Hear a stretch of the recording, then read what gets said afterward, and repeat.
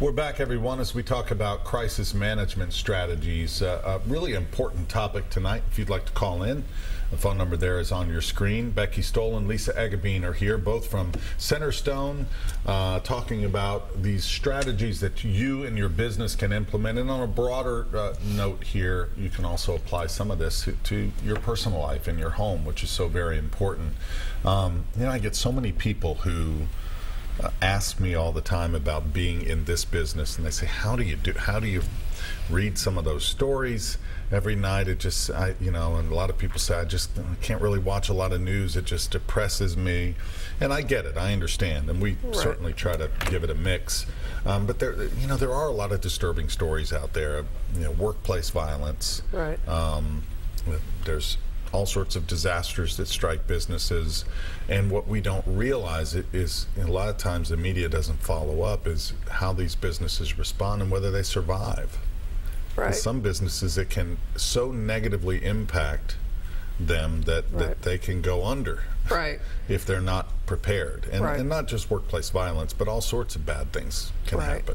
And that's the ultimate goal for a business, is to make sure they can continue to do what it is they do, whether that's manufacturing a product or writing insurance policies or banking or professional sports or entertainment. Well, it really doesn't matter what it is. You want to make sure that they come out of the other end of the event and emerge out of that hole pretty well intact, because you're exactly right. It can devastate a company, especially if they take a hit so hard to a reputation. Right.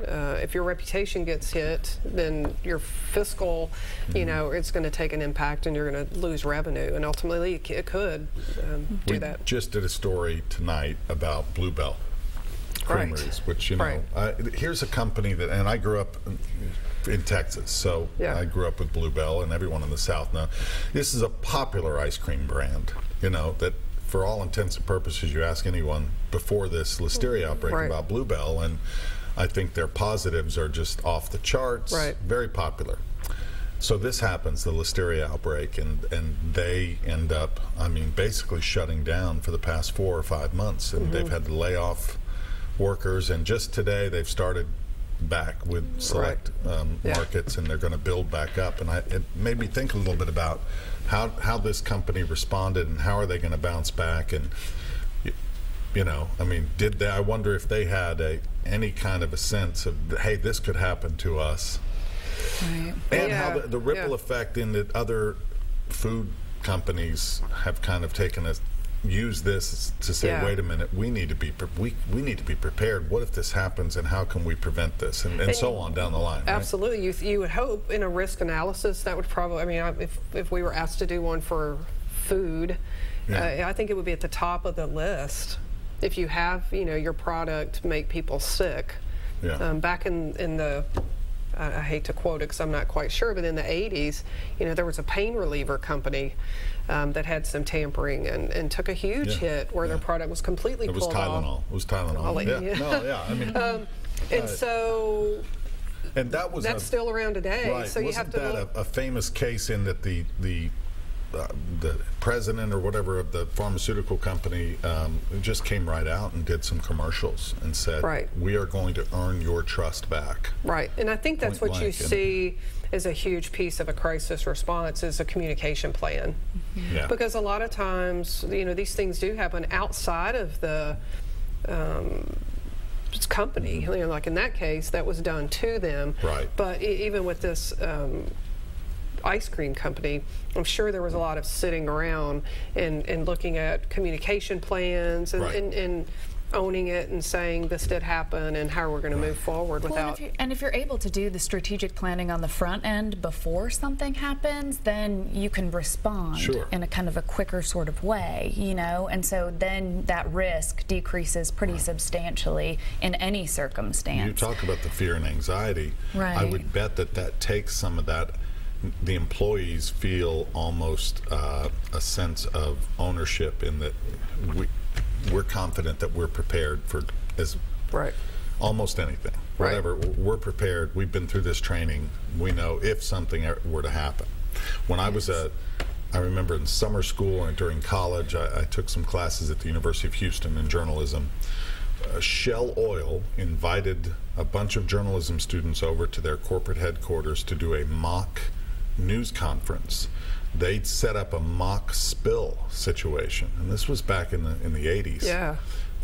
To where they gave us the basic information. We've had an oil spill from a tanker. This was in the post-Valdez years, so they were looking at that. Lisa probably doesn't remember that, but I definitely Valdez, do. Remember that? And basically they said, throw anything you have at us, the toughest questions you can think of, and this is going to be thrown together in a news conference style, which was fun for us as journalism students, but also this was their preparation for, okay, if this happens, we've got to get someone out in front of the cameras and this and this and this, and they are ready. I mean, you know, and now in the post-BP Gulf spill, I can imagine those kind of companies, just like you said, with food companies looking at these unfortunate incidences, but saying, hey, we're going to prepare a plan and be ready based on what they did well and what they didn't do so well. And I think you made a really good point that sometimes we don't think about, is it makes the employee, it's a good morale booster. You know, if you're a manufacturing company or a banking company or some, you know, that have some risk to it, that you're saying to the employees, we know these kind of things can happen, and we are concerned about your livelihood, and here's what we're going to do if that occurs. I want to go to the phones. Philip's been waiting patiently. Sorry to keep you holding. Philip, go ahead. What's your question? That's all right. Rory, you mentioned one that over the years I've noticed working with various companies over numerous years. Yeah. People are clueless when it comes to what to do if a tornado hits. Yeah. And that has absolutely baffled me. I can't tell you how many times I've heard coworkers say, well, if I hear tornado sirens, I'm just leaving. Right. Well, that's not the time to leave. Right, exactly. And you would think, Philip, you'd have a place to go. Right, in a place like Nashville and Middle Tennessee, where, you know, unfortunately we get hit. We do. I mean, it's proof positive. You would think that people would be a little more aware, and I've actually had that same experience as you, Philip, where I've heard some people say, "Oh, you know, those tornado sirens go off all the time. I don't pay any attention to them." But it's kind of baffling, isn't it? When you have a come to Jesus moment with a tornado, which I have, it happened in Murfreesboro, Tennessee, it changed my life forever. Right. And I don't live in fear, but I live in respect for what those things can do. And it's mind-boggling how people just don't kind of, well, whatever, it's like getting hit by a bus or something. No, if you prepare a little bit and have somewhere to go and have a plan, it's not like getting hit by a bus. There are other solutions out there, and let's get together and have a plan of what our employees at whatever place we are, where we're going to go. Well, let's figure this out, because when it happens really fast. Yeah, it does. Good point. Good call. Thank you, Philip. We appreciate it. Well, and I love his point, because we go into so many different workplaces, and no matter what the traumatic event is, what we hear so often is, I never thought it would happen to me. I never thought it would happen here. You know, we kind of live in this constant state of, I never thought that this would exist in my world, you know? And that's, you know, I like the power of positive thinking, that you don't want it and you hope it never does happen, but it's, you know, it's the real world we live in. Right, and we all should know if a fire occurs here, you know, where are we going to go? If a tornado occurs, where am I going to go?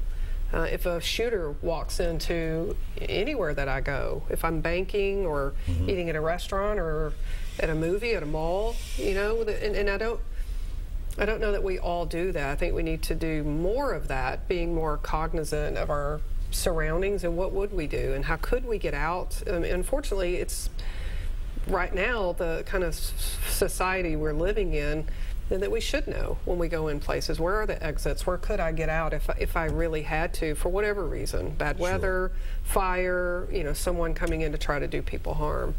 And that's not to say that you need to live in fear all the time, you know, but what are the highest possible risks that could exist in my environment, you know, in my workplace, in my home, and what do I need to do to make sure that I'm as prepared as possible for those? We're going to talk a little more specifics when we come back and take another break. Everybody, stay with us. We'll be right back.